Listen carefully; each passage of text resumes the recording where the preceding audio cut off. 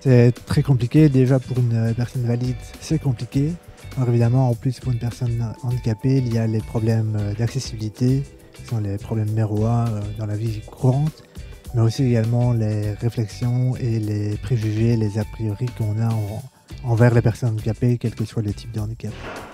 Je travaille à la ville depuis une dizaine d'années maintenant, en tant que gradué spécifique, où je m'occupe d'un travail d'administration, de tout ce qui est secrétariat pour le département des services sociaux. Pour moi, c'était très important parce que j'estime que ça fait vraiment partie de la vie sociale et une meilleure intégration de la personne handicapée se passe par le travail.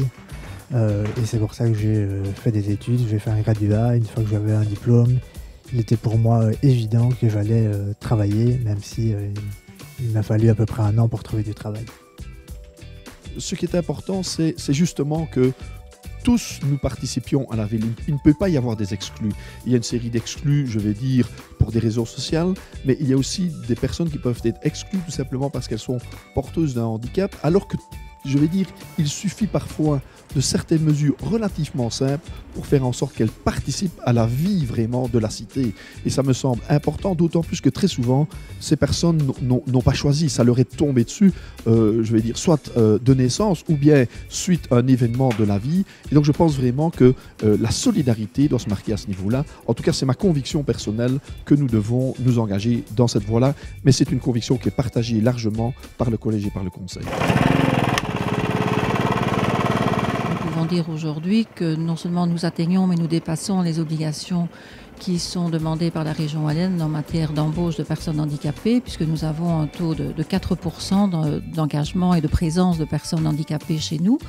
Ça veut donc dire plus de 150 personnes. Et donc, nous avons établi depuis quelques années ce partenariat avec la WIP, à la fois au moment du recrutement et par la suite au moment de l'adaptation des postes de travail.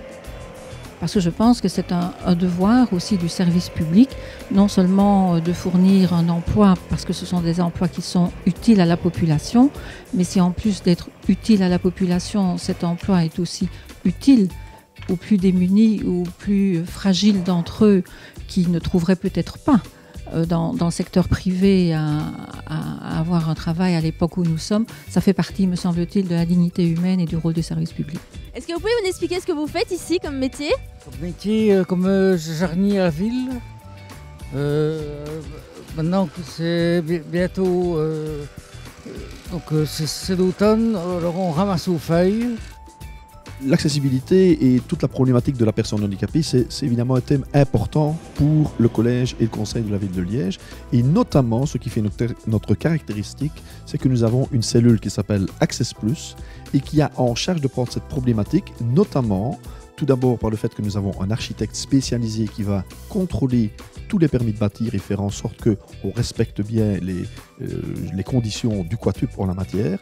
Mais d'autre part, nous avons aussi dans cette cellule des handicontacts qui mènent toute une série d'actions de sensibilisation à la problématique. Nous avons un partenariat établi avec le TEC depuis de nombreuses années en ce qui concerne la formation des chauffeurs, de manière à ce qu'ils soient sensibilisés à accueillir dans leur bus des personnes handicapées. Et il ne faut pas oublier non plus que le handicap est de tout type. Ça peut être un handicap visuel, ça peut être un handicap auditif, ça peut être aussi un handicap moteur. Donc il y a toute une série de handicaps qui sont pris en charge et donc nous participons à la formation des chauffeurs.